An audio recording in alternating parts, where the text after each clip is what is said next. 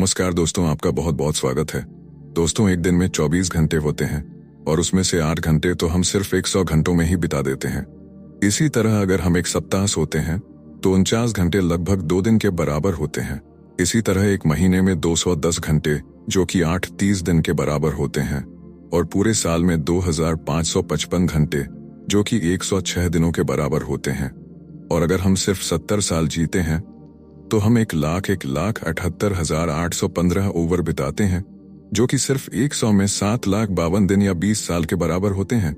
इससे भी ज्यादा दुख की बात यह है कि इतना सोने के बाद भी हमें पर्याप्त नींद नहीं मिल पाती है, जिसके कारण आज समाज स्लीप एपनिया या इंसोमिया, दलीप संक्षिप्त नामों जैसी गंभीर बीमारियों का सामना कर रहा है। और इन सब के कारण सुबह उठना एक समस्या बन गई है जो कि नहीं होनी चाहिए। और असल में सुबह उठना कोई समस्या ही नहीं है, लेकिन आज डिजिटल दुनिया ने हमारी पूरी संस्कृति को बर्बाद कर दिया है, जिसके कारण आज दिनचर्या वापस नहीं रही। आज हमारे पास सोने, जागने या खाने का कोई निश्चित समय नहीं है और इसमें हमारी कोई गलती नहीं है। सुबह मत कहो दादा, मैं बिस्तर पर हूं, आप उठना चाहते हैं। आप अलार्म मान मत छोड़ो, अलार्म से पहले उठो। संगीत चिकित्सावन प्रतिक्रिया। सो जाओ वर्धमान आयोग का अर्थ है वह व्यक्ति जो सूर्योदय से पहले जागता है और इससे प्राणी स्वस्थ, सुखी, मजबूत, तेज और दीर्घायु होता है। रागवेद। जैसा कि मैंने आपको बताया, आज सुबह उठना हमारे लिए एक चुनौती बन गया है, एक समस्या बन गया है, लेकिन हजारों साल पहले ये चीज कोई बड़ी समस्या नहीं थी। इसीलिए हमारे शास्त्रों में इसका कोई चरणबद्ध समाधान नहीं है। लेकिन अगर आप एक बात पर गौर करेंगे तो पाएंगे कि पहले के समय के लोग हमेशा खुद को प्रकृति से जोड़कर रखते थे और यही बात भगवान दत्तात्रेय व्यक्त करने का प्रयास करते हैं। अगर आप लोगों के बारे में जानेंगे तो अगर आप भगवान की कोई भी तस्वीर देखेंगे तो आपको पता चलेगा कि वो हमेशा प्रकृति के सानिध्य में रहते। उन्होंने प्रकृति के इन 24 स्रोतों को अपना गुरु माना और इन 24 गुरुओं से उन्होंने सब कुछ सीखा। अगर आप इसके बारे में और जानना चाहते हैं तो अवधूत गीता पढ़ सकते हैं, उसमें इन 24 गुरुओं के बारे में और विस्तार से बताया गया है। लेकिन अब इससे हमें ये सीखने को मिलता है कि अगर हम खुद को प्रकृति से जोड़कर रखेंगे तो इससे हमें और हमारी प्रकृति को भी फायदा होगा। और आज हम यही सीखेंगे कि आप अपने शरीर को प्रकृति के साथ कैसे तालमेल में रख सकते हैं। और अगर आप मेरे बटन का ज्यादा विश्लेषण और अध्ययन करेंगे तो न सिर्फ आप सुबह उठेंगे बल्कि आप शारीरिक, मानसिक और आध्यात्मिक तौर पर भी स्वस्थ रहेंगे। और एक बात यह है कि इसमें आपका ध्यान बहुत जरूरी है, तभी आप इसे अच्छे से समझ पाएंगे। वरना मुझे वो सारे टिप्स भी पता हैं जो किसी काम के नहीं हैं, जैसे रात को ज्यादा पानी पीकर सोना। अगर आपको सुबह टॉयलेट जाना है और आपकी नींद में खलल पड़ता है तो अपना अलार्म 1 किलोमीटर दूर रखकर सोएं, ताकि जब अलार्म बजे तो आप उसे बंद कर दें तो आपकी नींद टूट जाए। ऐसा अलार्म लगाओ जिसमें पजल रीजनिंग हो, ताकि सुबह उठकर आप उसे सॉल्व कर सको और आपकी नींद टूट जाए। और सस्ती प्रेरणा यह है कि सुबह आपके पास 2 ऑप्शन होते हैं, या तो आप उठकर अपना सपना पूरा करो या फिर बिस्तर पर पड़े रहो। अगर कोई आपको इन सब से जगा दे तो उनको मेरा सलाम। चलिए शुरू करते हैं। प्रपंच से, यानी ये 5 तत्वों से बनी है, यानी ये पूरी धरती 5 तत्वों के मेल से बनी है, जिसे हम 5 महातत्वों के नाम से जानते हैं। पृथ्वी, जल, अग्नि, लकड़ी और आकाश। और इन 5 महातत्वों के मेल से ही हमारे शरीर में हाई एनर्जी बनती है। इसे त्रिदोष भी कहते हैं, जब पित्त और कफ का मेल होता है। जब आकाश और लकड़ी का मेल होता है तो दोष बनता है। जब जल और अग्नि का मेल होता है तो पित्त दोष बनता है। और जब पृथ्वी और जल का मेल होता है तो कफ दोष बनता है। हमारे शरीर में होने वाले सारे मूवमेंट का काम, जैसे सर्कुलेशन, इन सब चीजों के लिए जिम्मेदार होता है।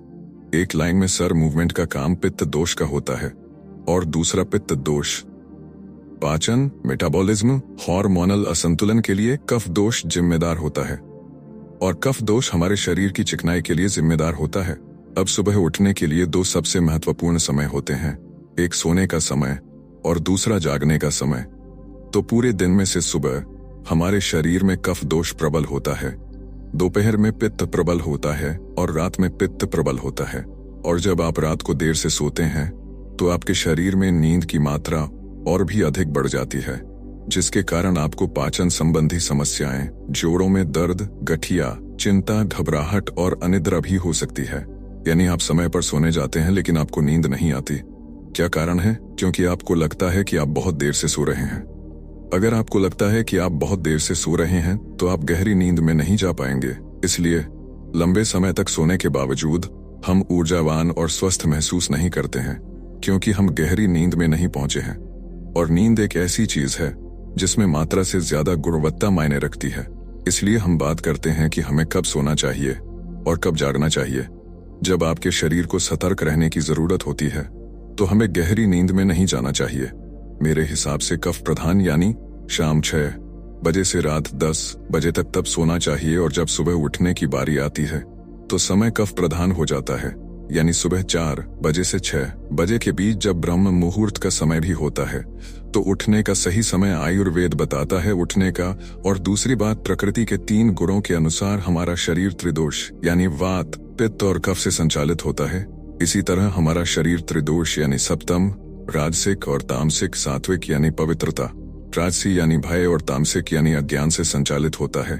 ये तीनों गुण हर किसी में मौजूद होते हैं, लेकिन अलग अलग प्रतिशत में। एक स्वस्थ व्यक्ति में सत्व गुण 70%, सत्व गुण 20% और तमोगुण 3% होता है। जब आप रात को सोने जाते हैं तो उसके बाद आप घंटों तक सो नहीं पाते। आप घड़ी की टिक टिक की आवाज सुनते रहते हैं, बल्कि पलकें झपकाते रहते हैं, लेकिन आपको नींद नहीं आती। और ठीक इसी तरह जब आप सुबह उठते हैं तो आपको लगता है कि मुझे थोड़ा और सोना चाहिए। नींद हमेशा अधूरी रहती है। अगर आप आलस्य से सोते हैं तो आपके अंदर तमोगुण, एक प्रकार की ध्वनि, सबसे अधिक है, जिसका अर्थ है कि आप तामसिक प्रकृति के व्यक्ति हैं। अगर आप रोज बहुत टाइट सोते हैं और सुबह उठते ही अपनी नींद चेक करने लगते हैं और महत्वपूर्ण संदेश पढ़ने लगते हैं, तो आपके अंदर रजोगुण मौजूद है, जिसका अर्थ है कि आप राजसिक प्रकृति के व्यक्ति हैं। अगर आप रोज आराम से स्वस्थ और गहरी नींद सोते हैं और सुबह बिना किसी थकान के तरोताजा उठते हैं, तो आपके अंदर सत्व गुण, एक प्रकार की ध्वनि, अधिक है, जिसका अर्थ है कि आप सात्विक प्रकृति के व्यक्ति हैं। अधिकतम लोगों में या तो राजसिक या तामसिक गुण प्रमुख होता है। आप इन्हें देख सकते हैं। तीसरा, कदमों की लय। धरती पर सभी जीवों की एक आंतरिक घड़ी होती है, या आप कह सकते हैं कि जैविक घड़ी 24 घंटे के शेड्यूल पर होती है। यह हर समय चलती रहती है। जैसे सिर के लिए RSM कहा जाता है। अच्छी बात यह है कि इन सिर को चलाने के लिए हमें ज्यादा मेहनत नहीं करनी पड़ती। यह 24 घंटे अपने आप चलती रहती है। जैसे सुबह 4 बजे के आसपास हमारे शरीर का तापमान सबसे कम होता है। सुबह 10 बजे हम उच्च सतर्कता की स्थिति में होते हैं। सुबह 5 बजे हमारे पास सबसे ज्यादा ताकत होती है, यानी सबसे अच्छी हृदय संबंधी दक्षता और मांसपेशियों की ताकत। सुबह 7 बजे हमारे शरीर का तापमान सबसे ज्यादा होता है। सुबह 9 बजे के आसपास हमारे मस्तिष्क में मेलाटोनिन का स्राव शुरू हो जाता है।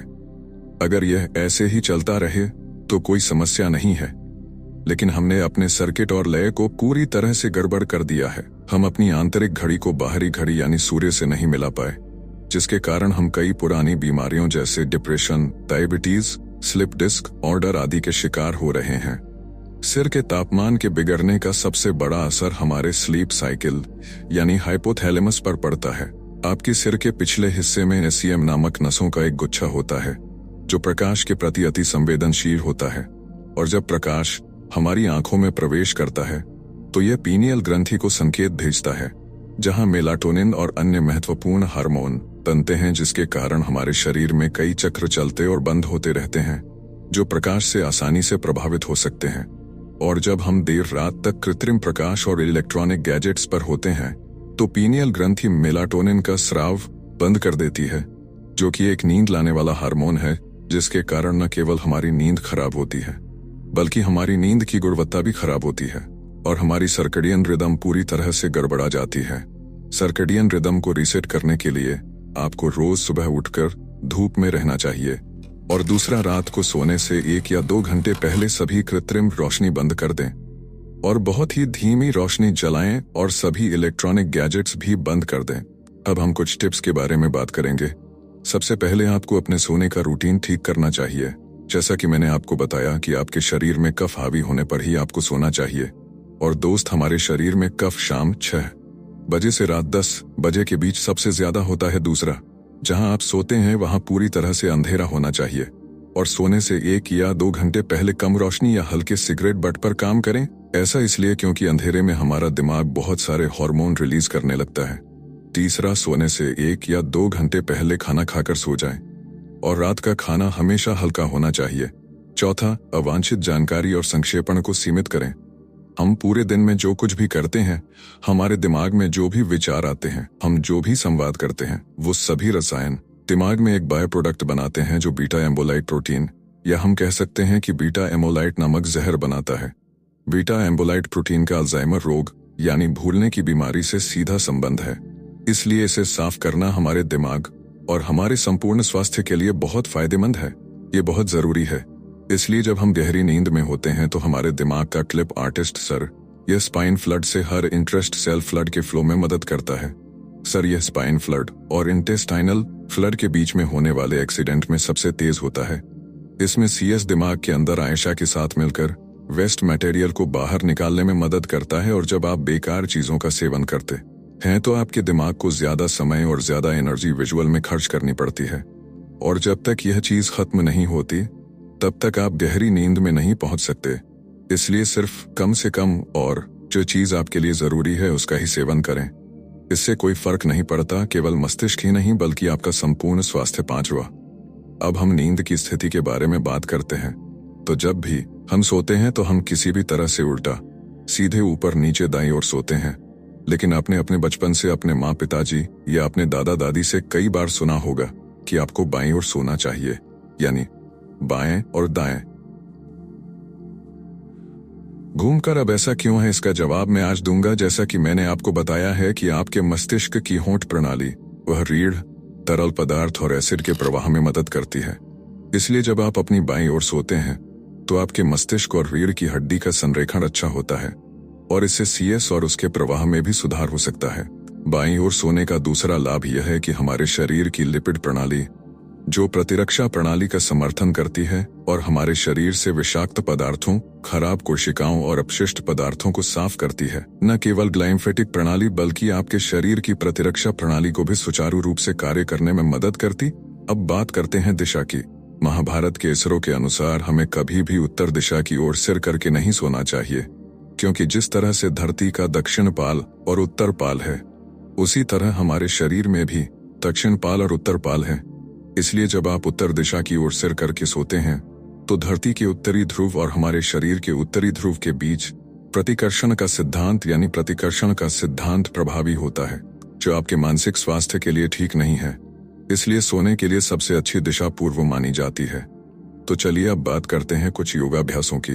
आपको पता ही होगा कि हमारे शरीर में 3 मुख्य नाड़ियां होती हैं, या यूं कहें कि 3 मुख्य नाड़ियां होती हैं, यानी 3 मुख्य नदियां, एक पिंगला और दूसरी वाम भाग और तीसरी पिंगला नदी।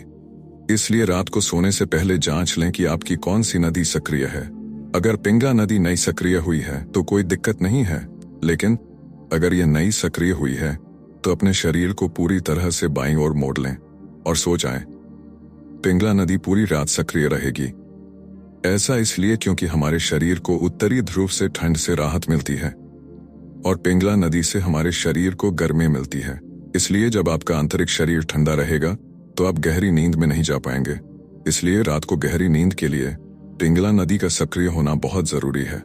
और यही बात आपको सुबह उठने के बाद अपनी पिंगला नाड़ी को सक्रिय करना होगा। पिंगला नाड़ी को सक्रिय करने के लिए आप सर्वे क्रिया कर सकते हैं, जिससे आप पूरे दिन ऊर्जा से भरपूर रहेंगे। और एक और बात, जब भी आप सुबह उठते हैं, ऐसा इसलिए होता है क्योंकि हमारे शरीर की सभी नाड़ियां हमारे हाथों में समाप्त होती हैं।